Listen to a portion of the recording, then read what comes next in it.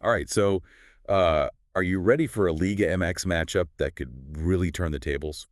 We're going deep on Necaxa versus Mazatlán FC. Got all our intel-ready articles, match stats, you name it, and we're breaking it all down for you. Yeah, this is way more than your run-of-the-mill mid-season game. We're talking huge playoff implications for Necaxa and for Mazatlán. It's their shot to show they're a real contender. Both teams got a lot on the line. Oh yeah, you can feel the heat.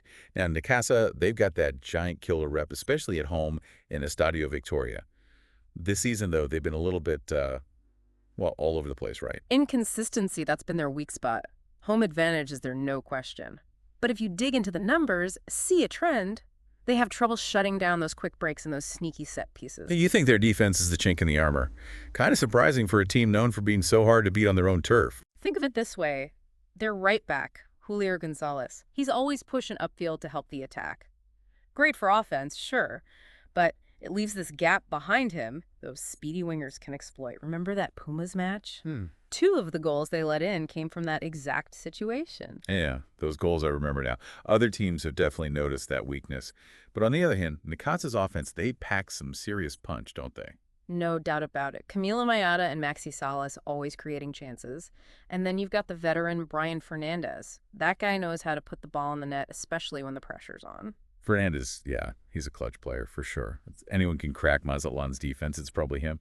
Speaking of Mazatlan, they've been on a roll. For a team that's relatively new, they've really made a name for themselves. Since they came into the league in 2020, they've steadily built this reputation for an aggressive attacking style. And the interesting thing is, it's not just a bunch of individual stars.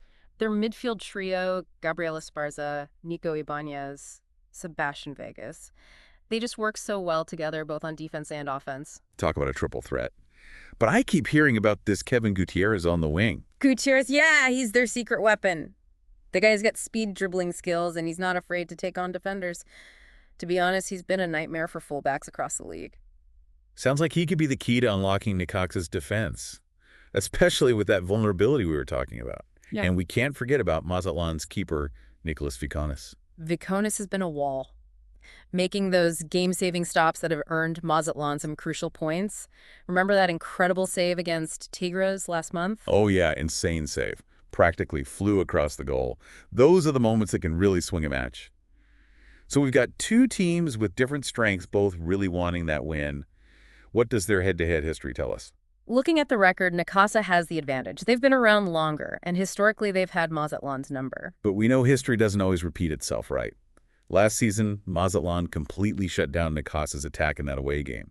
Think they can pull off another defensive masterclass? That's the million-dollar question. Necaxa's definitely studied that game, trying to figure out how to break through. Going to be fascinating to see if they've changed their tactics or if Mazatlan can repeat that defensive dominance. Okay, so we've got this clash of styles, a battle for playoff spots, and some serious individual talent ready to explode on the field. Let's take a closer look at some of those key matchups. That's where things get really interesting. You got it. It's those battles within the battle, the moments that could decide the whole match. And trust me, there are some juicy ones to keep an eye on. First off, got to talk about this classic striker versus keeper face-off.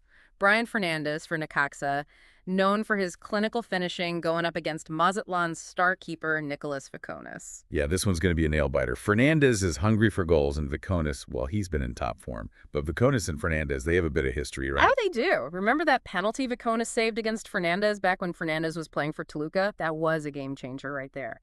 Bet Fernandez is looking for some payback. Wow, that adds a whole other dimension to this matchup. Can't wait to see how that unfolds. But it's not just the strikers we got to watch. We've got that speed demon Kevin Gutierrez ready to cause chaos on the wings. Necaxa's fullbacks are going to have their work cut out for them. They'll need to be super disciplined tactically on point to contain Gutierrez. If they give him an inch of space, he'll take a mile and create havoc in the box. Talk about a test of their defensive skills. And speaking of tactical battles, that midfield clash is where it all starts. Necaxa's Camilo Mayada, known for his vision and passing, going head-to-head with Mazatlan's tough-as-nails, Gabriel Esparza. This is it, the battle for control of the game. Mayada is Necaxa's orchestrator. He sets the tempo, distributes the ball, makes their attack work. But Esparza, he's a disruptor, a ball winner who can really throw a wrench in Necaxa's build-up play. So if Esparza manages to shut Mayada down, That could really mess up Necasa's game plan. It's like a chess match in the midfield. Exactly. It's not just about individual brilliance. It's about tactical awareness, knowing what your opponent's going to do next, and making the right call under pressure. A battle of minds just as much as a battle of skill. All right, so we've got these individual matchups to look forward to, but let's zoom out for a sec and talk about the big picture, the overall tactical approaches we can expect from both sides. Necaxa, they'll probably stick with their possession-based style, using those skilled midfielders to control the pace and create scoring chances. Expect to see a 4-2-3-1 formation gives them flexibility up front while keeping a solid foundation at the back. And what about Mazatlán? They've been known for that aggressive counterattacking style, haven't they? Absolutely. They'll likely roll out their compact 4-4-2 system designed to frustrate Necaxa's build-up play. The idea is to absorb the pressure, stay organized, and then hit Necaxa on the break with those lightning-fast counterattacks they're known for. Classic clash of styles, possession versus counterattack. And can't forget about those set pieces. They could be a big factor here, especially when Necaxa's vulnerability in that area. You're right on the money there. Necaxa has given up a few goals from set pieces this season. And Mazatlán, they've got some serious aerial threats, particularly Nicolas Ibanez. They've got the height, the physicality, and those set piece routines to really take advantage of that weakness. I can already picture those crosses flying into the box. Ibanez rising above everyone else. Could be a game changer for sure. But, all right, enough suspense. We've analyzed the teams, the key matchups, the tactics. Time for some predictions. Okay, let's weigh the factors here. Current form, squad depth, tactical approaches, and of course those all-important confidence levels. Hit me with it. Who do you think will take home the win? Taking everything into account, I'm leaning towards Mazatlán. Their recent performances, that balanced lineup, and the growing confidence within the squad, it's all pointing in their direction.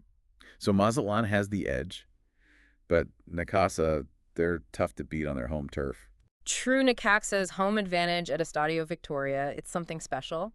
That passionate crowd, they can really push the team to play above and beyond.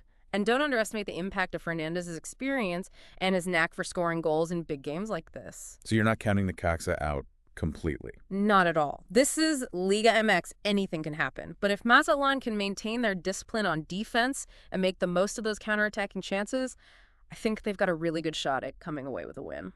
Sounds like we're in for an intense tactical battle, with moments of brilliance and maybe even a few surprises along the way. This is going to be a nail-biter for sure. You know what? It's not just about 3 points, is it? This feels like a clash between two different, eras of Liga MX. Yeah, I think you're right. You've got Necaxa, this historic club. They're trying to recapture their past glory, going up against Mazatlán, this young team, hungry to make their mark.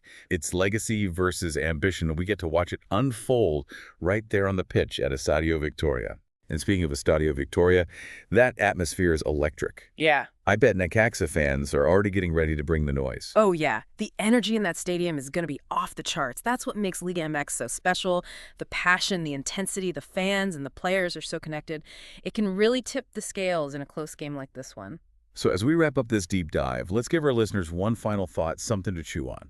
What's the big takeaway here? Here's what I'm thinking. Can Necaxa feed off that home field advantage, find their groove, and show everyone they're still a top contender? Or will Mazatlán ride that wave of confidence, shut down Necaxa's key players, and cement their place as a real threat? Feels like a crossroads for both teams. This match could be a turning point in their seasons. Could go either way. We've given you the insights, the analysis, the key players to watch.